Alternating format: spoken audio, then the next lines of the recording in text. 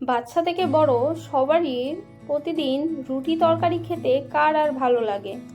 এই রকম বাড়িতে যদি পরোটা পিৎজা পাওয়া যায় তাহলে কোনো কথাই নেই।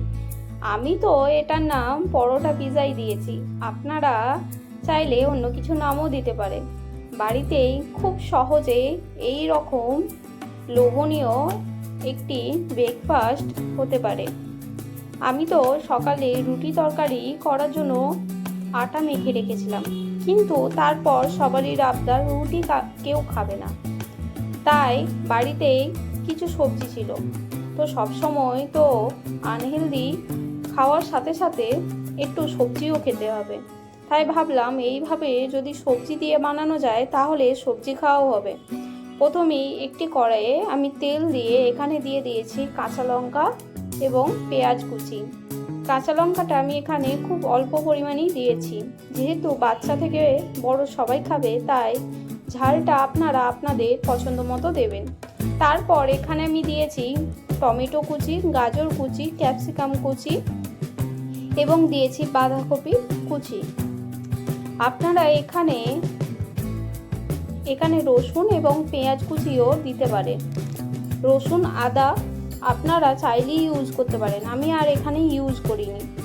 তারপরে এখানে আমি দিয়ে দেব টমেটো সস 1 চা চামচ, চিলি সস 1 চা চামচ এবং সয়া সস হাফ চা চামচ ভিনিগার। আর এখানে দিয়েছি স্বাদ মতো নুন দিয়ে ভালো করে আমি মশলাটা মাখিয়ে দেবো। সসটা একটু ফুটে আসলে আমি এখানে দিয়ে দেব ছোট ছোট করে কেটে রাখা পনির। আমি এখানে পনির ইউজ করেছি, আপনারা এখানে চিকেনও ইউজ করতে পারেন। চিকেন ইউজ করলে চিকেনটা আগে থেকেই গোলমরিচ এবং সয়া সস আদা রসুন বাটা দিয়ে ভালো করে ম্যারিনেট করে তেলে একটু ভেজে এখানে দিয়ে দিতে পারেন, সেক্ষেত্রে এটা খেতে আরও সুন্দর হয়। কিন্তু আমি আজকে চিকেন ইউজ করিনি, পনির ইউজ করেছি। তারপরে আমি এখানে নিয়েছি আটা ডো, ভালো করে রুটির মতো করে বেলে নিয়েছি।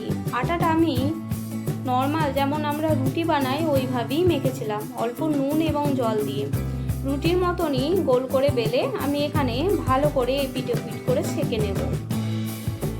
রুটিগুলি সেঁকে আমি এখানে ওপর থেকে দিয়ে দেব পেরি পেরি সস। আপনাদের কাছে যদি থাকে তাহলে অবশ্যই ইউজ করবেন, এটা খেতে খুব সুন্দর লাগে, একটা টক ঝাল মিষ্টি ফ্লেভার আসে। যদি বাড়িতে পেরি পেরি সস না থাকে তাহলে আপনারা টমেটো সস ইউজ করতে পারেন কিংবা শেজওয়ান সসও দিতে পারেন। তারপর ওই টপিংসগুলো আমি ওপর থেকে দিয়ে দেব, যেটা আমরা বানিয়ে রেখেছিলাম পনির এবং সবজি দিয়ে। আমি ওই সবজির পুরটা এখানে দিয়ে ওপর থেকে দিয়েছি মজরেলা চিজ। আপনাদের কাছে মজরেলা চিজ থাকলে অবশ্যই কিন্তু মজরেলা চিজ দেবেন, নইলে নর্মাল চিজও দিতে পারেন। আর ওপর থেকে দিয়ে দিয়েছি অলিভ এবং পেঁয়াজ কুচি। তারপরে আমি রুটিটা ভাঁজ করে তাওয়াতে দিয়ে দেব। আমি তাওয়াতে অল্প তেল ব্রাশ করে নিয়েছি, আরেকটাও সেম ওইভাবেই বানিয়ে নেব। ওপর থেকে দিয়েছি পেরি পেরি সস, তারপরে সবজির পুর ওপর থেকে দিয়ে ভালো করে আমি এখানে কিন্তু রুটির অর্ধেকটাতে দিচ্ছি, আপনারা পুরো রুটিটাতে দিয়ে ওপর থেকে আরেকটা রুটি দিয়েও বানাতে পারেন, তবে এটা দেখতে সব থেকে বেশি ভালো লাগে। এবং ওপর থেকে দিয়েছি ভরে ভরে মজরেলা চিজ, আর দিয়েছি অলিভ এবং পেঁয়াজ কুচি। পেঁয়াজ কুচিটা আমি এক্সট্রা করে দিয়েছি, আপনারা চাইলে নাও দিতে পারেন। আর অলিভ যদি বাড়িতে না থাকে এটা না দিলেও হবে। তারপরে তাওয়াতে তেল ব্রাশ করে আমি এখানে দিয়ে দিয়েছি রুটিগুলি।